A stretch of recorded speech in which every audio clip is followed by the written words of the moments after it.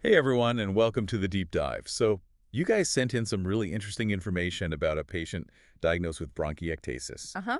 And there's a twist, get this. Yeah. It's linked to something called yellow nail syndrome. Oh, Have you ever wow. heard of that? I haven't. Yeah, me neither. That's a new one. But don't worry, we're going to break it all down today. Well, you are. By the end of this deep dive, you'll be able to explain what bronchiectasis is, Mm-hmm. what causes it, and how it's treated. It's going to be fascinating to kind of unravel this case together. I know, right?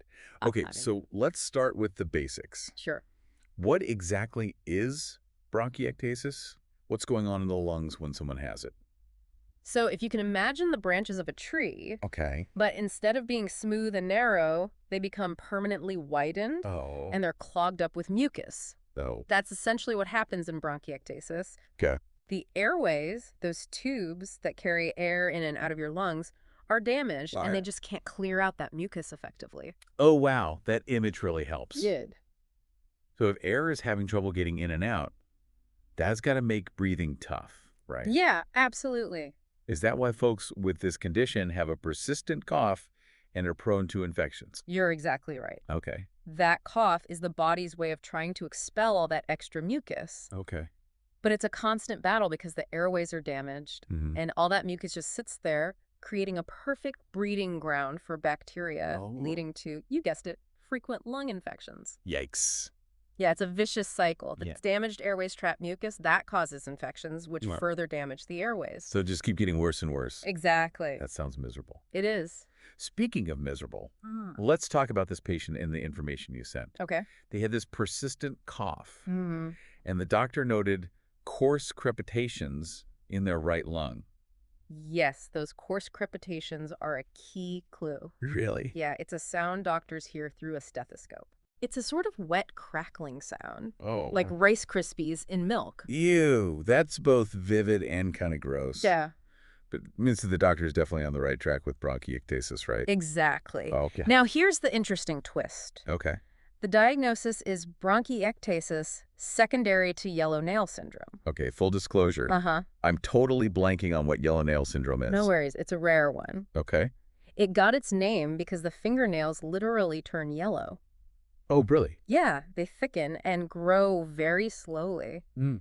It's not just a cosmetic thing, though. Oh. It can be associated with problems in the lungs and the lymphatic system. Hold on, the lymphatic system. Yep. What does that have to do with lungs and nails? That's the mystery. Oh, okay. The exact connection is still being researched. Mm. But for our patient, it seems to be a key piece of the puzzle. Okay. It suggests that their bronchiectasis isn't due to, say, a past infection, Mm. but rather something more systemic. Interesting. Okay, so while we're trying to wrap our heads around that, let's broaden our scope a bit. Sure. What are some of the common causes of bronchiectasis in general? Well, sometimes the cause remains a mystery, what we call idiopathic bronchiectasis, Oh. but often it's triggered by things that damage the delicate lining of the airways. I see. And our source material lists a whole bunch of possibilities here. Yes. Infections, immune problems, even exposure to mold. Right. So think of those airways like a delicate silk scarf. Okay. Things like pneumonia, whooping cough, or even tuberculosis are like snags or tears in that fabric. Oh, okay. They leave damage behind. I see. Then you've got things like immune deficiencies, Mm-hmm. which make it harder for your body to fight off those infections in the first place. So it's like having a weakened defense system. Exactly. Makes sense why that would lead to problems. Yeah. What about those inflammatory conditions listed, like rheumatoid arthritis? Those are trickier. Okay. They cause widespread inflammation in the body, right? And sometimes, unfortunately, that inflammation spills over and affects the airways too. Okay, so infections, immune issues, inflammatory conditions. Yep. What about that mold exposure this source mentioned? Is that a common culprit? It can be. Oh, no. Think about damp basements or places with poor ventilation. Right. Certain molds can thrive in those environments. Yeah? And for some people, breathing in those mold spores is like getting tiny pinpricks in their airways. Oh, gosh. Over time, it triggers inflammation and damage. That is not what I want to think about the next time I'm cleaning my basement. I know, right? Now, there are two other conditions mentioned here, Yeah. cystic fibrosis And primary ciliary dyskinesia. Mm-hmm. I know those are genetic, but are they common causes of bronchiectasis? They're more common in younger patients. Okay. In cystic fibrosis, the body produces super thick, sticky mucus, almost like glue, Ooh. which clogs up the airways and leads to repeated infections. Okay. In primary ciliary dyskinesia, Yeah. those tiny hairs called cilia that help sweep mucus out of the airways aren't working properly. Oh, so the cleaning crew is out of commission. Exactly. Got it. So mucus builds up and infections are more likely. Okay, that makes sense. Thanks for breaking that down. Sure. So, with all these potential culprits, how does a doctor even figure out what's going on with a patient? It's like a medical mystery, right? It can be. Yeah. That's why taking a detailed medical history is so important. Okay. The source emphasizes asking about the specifics of the cough, Okay. how often infections occur, Hmm. and any history of exposure to things like mold. Right. You really have to be a detective. So what kind of questions should doctors be asking them? They need to dig deep. Okay. Ask about past pneumonias, whether Mhm. someone's been exposed to mold, Right. or if they have any symptoms that could suggest cystic fibrosis or ciliary dyskinesia. What kind of symptoms are we talking about here? Well, for instance, men with ciliary dyskinesia often have infertility, and frequent ear infections can be a clue, too. Interesting. Yeah, so they really need to think outside the box. So it's not just about the lungs, it's about the whole patient. Precisely. Okay. And a thorough medical history is only the first step. Right. Often, doctors need to order a combination of tests to confirm the diagnosis. So what kinds of tests are we talking about here? The document you sent lists a whole bunch: blood tests, sputum analysis, lung function tests, imaging studies. Right, so blood tests can check for signs of infection, Mm, assess how well the immune system is working, right. and even screen for genetic conditions like cystic fibrosis. Okay, that makes sense. Mm-hmm. And I see sputum analysis is also on the list. Yes. What's so special about, well, phlegm? Believe it or not, that gunk you cough up can be incredibly valuable. Really? Analyzing it can help identify the specific bacteria or fungus causing an infection, Oh. which is crucial for guiding treatment. So it's like a personalized roadmap for fighting the infection. You got it. Now, lung function tests, like spirometry, Mm-hmm. help doctors understand how well your lungs are working overall. Okay. They measure how much air you can inhale and exhale Right. and how quickly you can do it. Gosh. These tests can help assess the extent of the damage Okay. and how well treatment is working. Got it. And finally, there are the imaging studies, chest x-rays, and high-resolution CT scans. I know both of those involve pictures of the lungs. Yeah. But what's the difference? A chest x-ray is like a quick snapshot, a good initial screening tool, Okay. but sometimes it misses those subtle changes of bronchiectasis. Uh-huh. A high-resolution CT scan is like zooming in with a magnifying glass. Gotcha. It gives doctors a much clearer view of the airways, Okay. revealing areas of damage or widening they might not have seen on the x-ray. So it's like the difference between a standard photo and a high-definition one. Exactly. Got it. It seems like having all these pieces, the patient's history, the test results, is key to getting the diagnosis right. Absolutely. It's like putting together a puzzle, Right. each piece contributing to the complete picture. And once we have that diagnosis, we can start talking about treatment. Exactly. So we've covered what bronchiectasis is, what causes it, and how it's diagnosed. We've laid a good foundation. Now I'm really curious about the treatment options. Okay. Is there a one-size-fits-all approach? You're right. Or does it depend on the individual Yeah. and what caused their bronchiectasis in the first place? It really does depend. Okay, we'll dig into all of that after a quick break. Sounds good. Treatment for bronchiectasis isn't one size fits all. Okay. It really depends on the individual, Okay. the underlying cause, Mm-hmm. and how severe their symptoms are. So where do you even begin with something like that? What are the main goals of treatment? The primary goals are twofold. Okay. First, we want to relieve symptoms and help the patient breathe easier, Right. literally. And second, Yeah. we need to prevent complications like recurrent infections and further damage to those airways. Okay, that makes sense. Mm-hmm. So how do you go about achieving those goals? One of the cornerstones of bronchiectasis management is Okay. airway clearance techniques. Ah. Think of it like this. You're helping the lungs do what they're supposed to do naturally, All right. which is clear out all that excess mucus. So what are we teaching lungs to spit? Haha, not quite. But we do have some clever techniques to help move that mucus along. Okay. A classic one is postural drainage, Uh. a type of physiotherapy. Postural drainage. Does that involve standing on your head? Not exactly. It's about positioning your body in specific ways to use gravity to your advantage. Okay. Imagine turning your body into a slide Oh. to help the mucus drain out of different areas of the lungs. Okay, now I'm picturing a water park for lungs. Uh-huh. But how did that actually work? Do you need any special equipment? Sometimes postural drainage is often combined with percussion, where a therapist gently taps on the chest to help loosen the mucus Right. and breathing exercises to help move it up and out. There are also devices Okay. called PE devices Oh. that create a gentle back pressure when you exhale, Oh. helping to keep the airways open Right. and making it easier to clear that gunk. That's pretty neat. Yeah. So you've got these physical techniques to help clear the airways, Uh-huh. but what about medications? Where do those fit in? Medications are crucial, Okay. especially for managing infections and reducing inflammation. Oh. Antibiotics are often the first line of defense when someone has an acute infection. Right. In some cases, Yeah.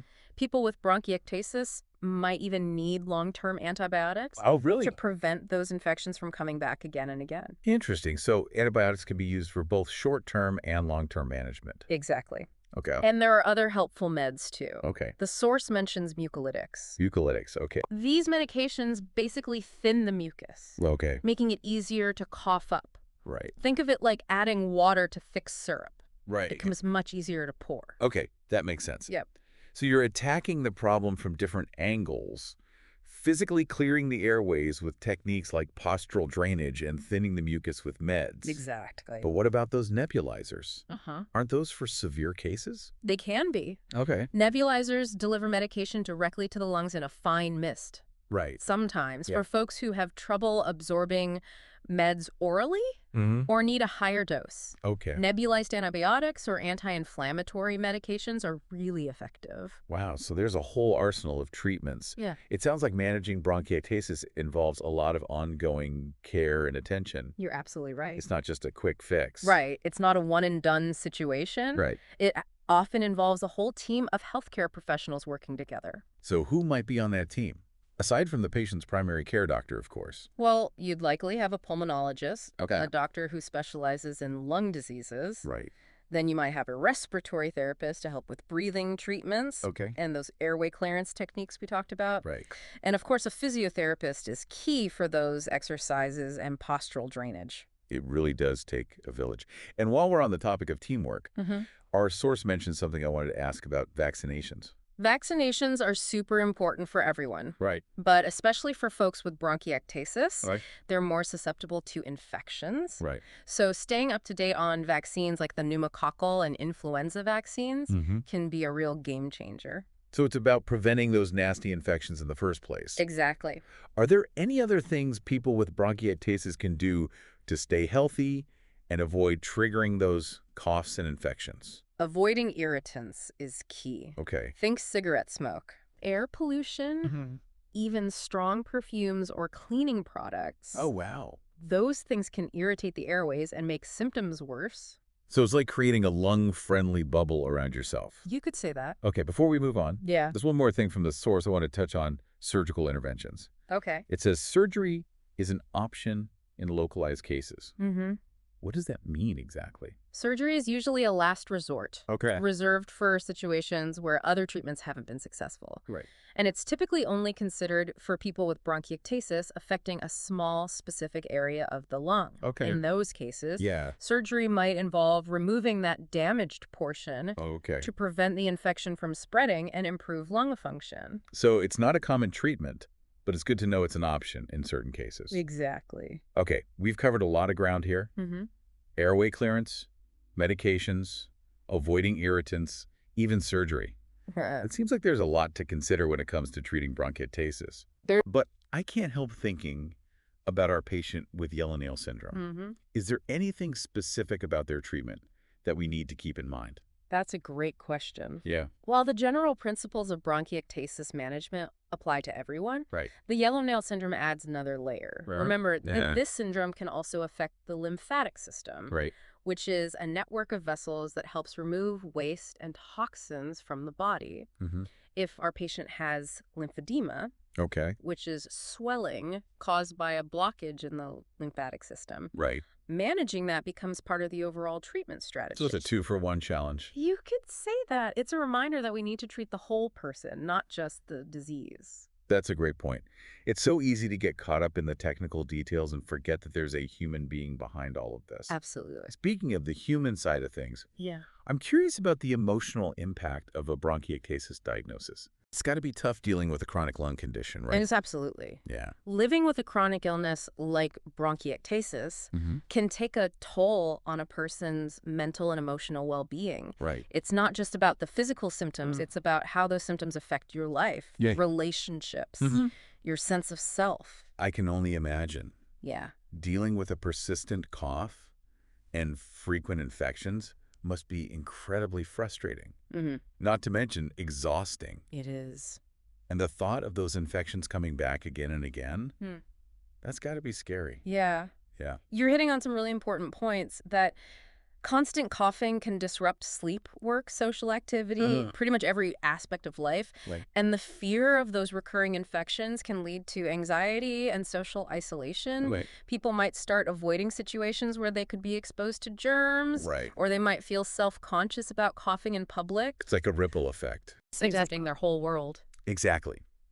And then there's the impact on loved ones. Oh, right. Family members and caregivers often shoulder a significant burden, Yeah. providing physical and emotional support. Yeah. It can be a lot to handle. Absolutely. So it's not just the patient who needs support, it's their entire support system. Right. What can people with bronchiectasis and their loved ones do to cope with the emotional side of this condition? Connecting with others who understand what you're going through can be incredibly helpful. Okay. Support groups, whether in person or online, Yeah. can provide a sense of community and shared experience. Right. It can be so validating to talk to others who get it, who understand the challenges and frustrations you're facing. That makes sense. Yeah, Sometimes just knowing you're not alone can make a world of difference. it really can. Are there any specific resources you'd recommend for people looking for information and support? The American Lung Association is a fantastic resource for information on all sorts of lung conditions. Okay. Including bronchiectasis. They have a ton of information on their website. Okay. And they also offer support groups and educational programs. That's great to know. Yeah. And I'm guessing therapy could also be helpful for managing the emotional ups and downs of living with a chronic illness. Absolutely. Yeah. A therapist can provide tools and strategies for managing stress, Right. anxiety, and even depression, Okay. which can be really helpful for people coping with the challenges of a chronic condition like bronchiectasis. So it's about finding what works best for each individual. Exactly. Whether it's joining a support group, talking to a therapist, or even just leaning on friends and family. Absolutely. Okay, let's shift gears for a moment and go back to the medical side of things. Sure. Earlier, we talked about how treatment for bronchiectasis sometimes involves long-term antibiotics. You mentioned that this can be helpful for preventing infections, Right. but I'm wondering about the potential downsides. Yeah. Are there risks associated with using antibiotics for an extended period?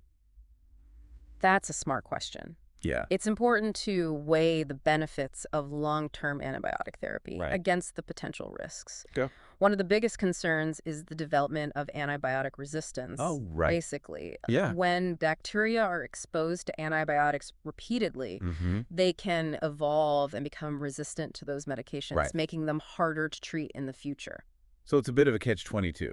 It is. Long-term antibiotics can be helpful in the short term, Yeah. but they could potentially create bigger problems down the road. That's right. It's a balancing act. Yeah. That's why it's so important to use antibiotics judiciously only when they're truly needed. Right. And to follow your doctor's instructions carefully. Okay. And of course, regular monitoring for signs of resistance is essential. It sounds like open communication between the patient and their doctor is key here. Yep. Are there any other long-term considerations when it comes to managing bronchiectasis? One thing to remember is that bronchiectasis is often a progressive disease, Okay. meaning it tends to worsen over time. So even with treatment, the damage to the airways can continue. Unfortunately, yes. Okay.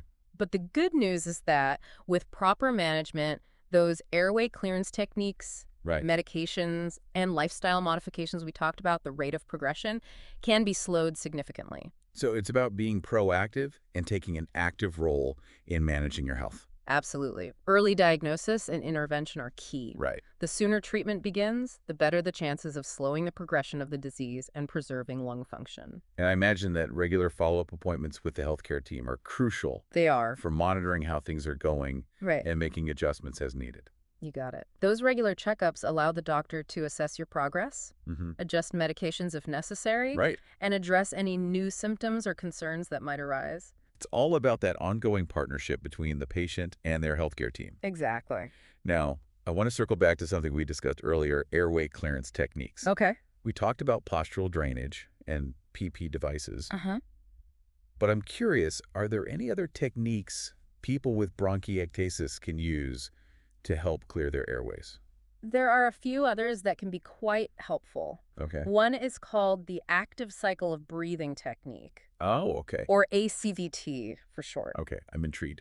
What's so active about this breathing technique? Well, it combines breathing control, Okay. chest expansion exercises, Mm. and something called the huff cough. A huff cough? Yep. What is that? It's a forced exhalation technique that helps loosen and move mucus up and out of the airways. Oh. And the best part is that it's something people can do at home Okay. as part of their daily routine. So it's empowering people to take control of their own health Exactly. and manage their symptoms proactively. It's all about giving patients the tools they need to be active participants in their own care.